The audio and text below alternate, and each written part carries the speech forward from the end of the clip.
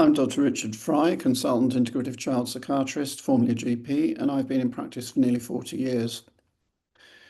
Today, I want to tell you about a case that I saw where anxiety was the feature, but we managed this without any medication approaches. A came to see me when he was aged about 11. He was worried about lots of things, including whether he would get into his new school, but he often got quite stressed about things if they were outside his comfort zone. Problem was nobody could really define what his comfort zone was. So they'd had an educational psychologist report on him, which had wondered about ADHD, so they came to see me on the basis of that. And I wasn't really convinced about the ADHD. I was more interested in his anxiety and what was driving it. Certainly, he had some social interactional difficulties, and I thought he had mild autism spectrum disorder. But that wasn't the point. The point was what to do about the anxiety and help him. So two family members had committed suicide, which was clearly driving anxiety in the parents. They didn't talk about that with A for obvious reasons, but I didn't actually think that was the key to his presentation, even if it had been parentally conveyed in some way. Excuse me, he had quite a good diet, but he avoided dairy because it was obvious from about 8 that it didn't agree with him, it gave him flatulence. But he didn't have a lot of fish. And a focused assessment on ADHD really wasn't convincing for me. He had some mild inattention at home, bit of hyperactivity at school, but I think that's often driven by anxiety. And the anxiety in turn is driven by the ASD and the social difficulties, and that's a combination that sometimes gets missed.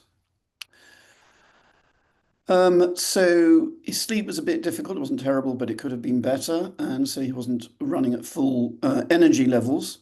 And he'd had some work on retained reflexes and auditory integration previously, and that hadn't been convincingly helpful, although it might have made him a bit calmer. So we did some testing, and let me share that with you. And some of the tests showed the following. So he had a raised salivary cortisol. So this is the morning, this is the evening, spitting in a tube 4 times in a day. You get this result. Cortisol is your sort of mobilization stress hormone, gets you ready for the day in the morning, so it's higher and goes down at night, so you can go to sleep. And his shape was right, but everything was symmetrically raised. Not terrible, I see a lot worse, but that's a very typical picture for an ASD type presentation because the world is quite stressful. And then he had some interesting results on other areas. So he had a high tartaric acid, which is a yeast marker, and that was quite high. And so that could have explained some of the flatulence, but that wasn't my interest at this point. It was more about, did that interfere with absorption?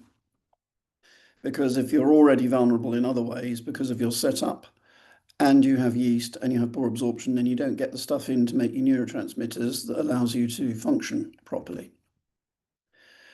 And the other things that sort of supported that were he had a high one of these and nothing else was out of order. And these two things together often indicate a slightly inflamed or leaky gut, which in turn could be related to the yeast. He also had a need for omegas because he was low at the end of the manufacturing cascade on those, and we know they're important for brain function and as an anti-inflammatory agent.